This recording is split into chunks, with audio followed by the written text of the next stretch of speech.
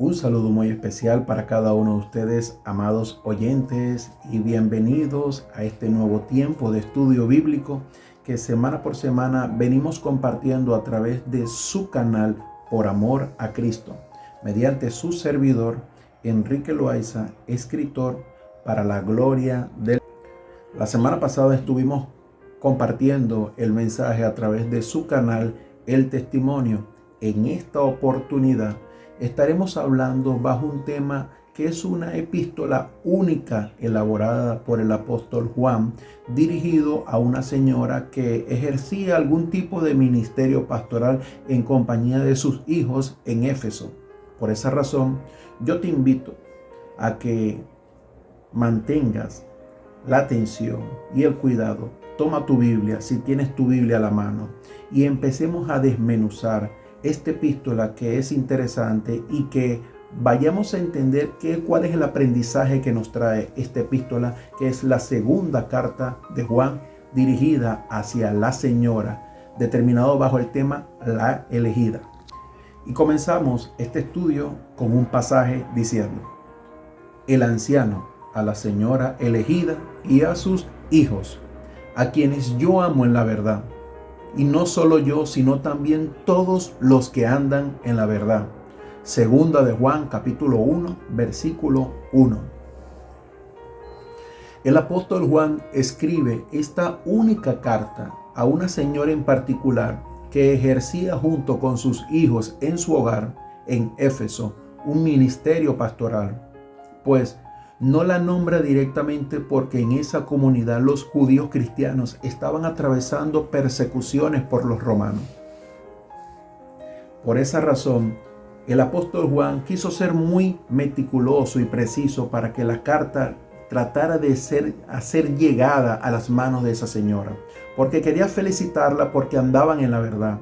Sus hijos también andaban en la verdad y no quería ponerla en peligro por tantas persecuciones que estaba atravesando la comunidad de Éfeso a causa de la idolatría que se llevaba en esa comunidad.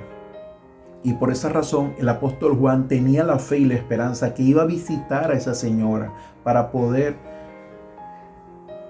congraciarse, alabarse y estar juntos y poder alabar al Señor en el sentido de seguir dándole otro tipo de enseñanza que quizás no estaban impartiendo en su hogar durante ese periodo que era bastante complicado para los judíos cristianos que vivían en Roma y también en esos lugares cercanos de lo que conocemos actualmente como Turquía, porque esas regiones de Éfeso, esas regiones de Tesalónica, esas regiones de Corintio, actualmente no existen, sino que quedan ruinas de ellas. Y todas esas regiones donde se hizo ministerio en aquella época fueron convirtiéndose en una gran nación como la que conocemos hoy en día como Turquía. El apóstol Juan le sigue intuyendo en este capítulo lo siguiente: mucho me regocijé porque me he hallado alguno de tus hijos andando en la verdad. Segunda de Juan capítulo 1, versículo 4. La verdad es un término literal que no se desmiente porque tiene testimonio. Y es creer que Jesús vino en carne, porque Él es la verdad, decía Juan en su Evangelio, capítulo 14, versículo 8. Por tanto, algunos de sus hijos, no todos, declaraban a la comunidad que el Señor vino en carne, y cada uno de ellos modelaba la conducta de Cristo.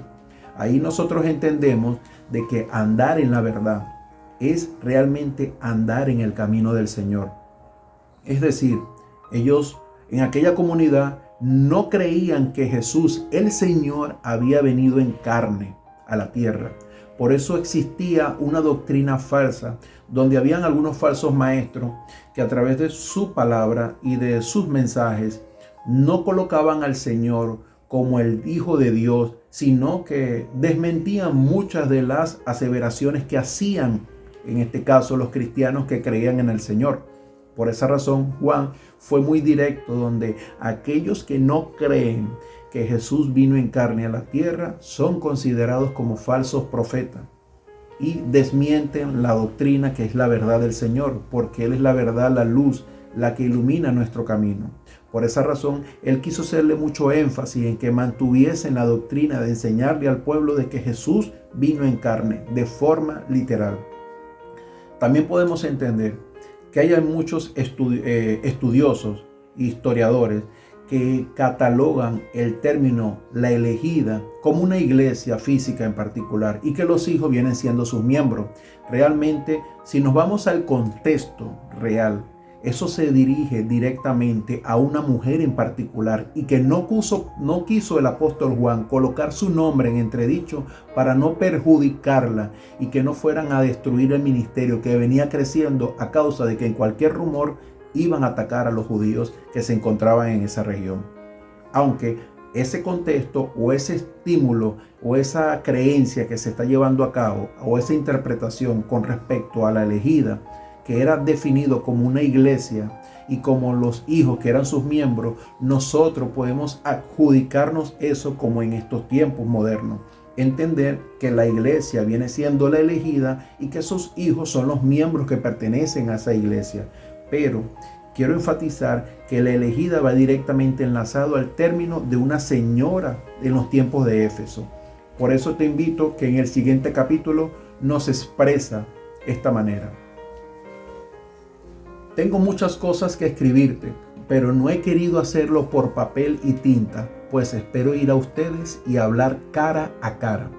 Segunda de Juan, capítulo 1, versículo 12.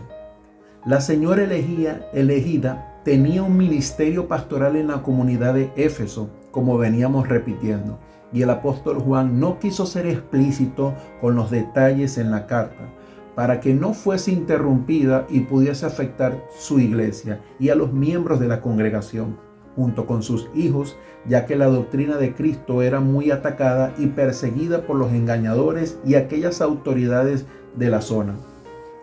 Amado, y yo quiero finalizar este estudio, que es una epístola bastante corta, porque el apóstol Juan no quiso ser muy extensivo.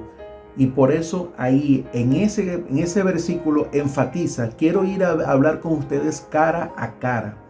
Él no va a hablar cara a cara con una iglesia, es con una persona en particular, para dejarle la enseñanza y que esa persona que era la elegida, que era la señora, poder recibir esa doctrina de Cristo y poder compartirlo con los miembros de su congregación que era directamente dentro de su hogar.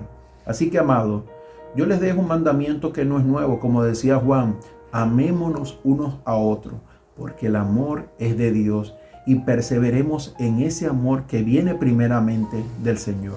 Que Dios me lo bendiga a cada uno de ustedes de una manera especial. Se despide de ustedes su servidor, Enrique Loaiza, para la gloria del Señor.